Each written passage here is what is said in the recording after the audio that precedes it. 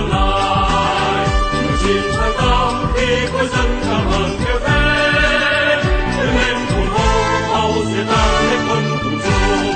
Người chiến thắng tám ngày sau tự do đem tới, giờ ấy nơi nơi tôi đánh sao vàng màu pha tươi hồng trên lá cờ bay khắp chốn giang sơn.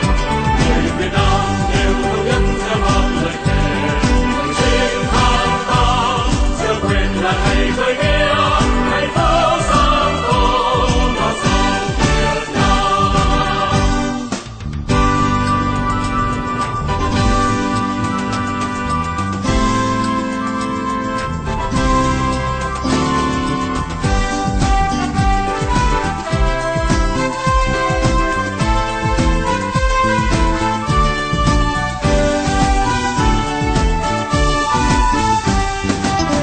Toàn dân Việt Nam đừng kêu lên góp sức một ngày, để đem sự máu huyết đầu chiến đấu cho tương lai.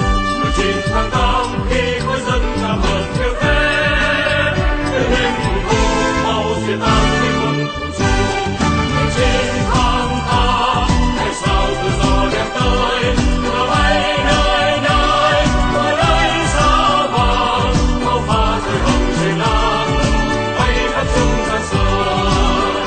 Người Việt Nam đều thống nhất theo một lời thề, người chiến thắng tám chưa quên lại ngày khởi nghĩa hạnh phúc sáng tỏ non sông Việt Nam. Người chiến thắng tám ngày sau tự do đem tới, giờ ấy nơi nơi tôi đánh sao vàng màu pha tươi hồng trên lá cờ bay khắp chung giang sơn. Người Việt Nam đều thống nhất theo một lời thề, người chiến thắng tám chưa quên là ngày khởi nghĩa hạnh phúc sáng tỏ non sông Việt Nam.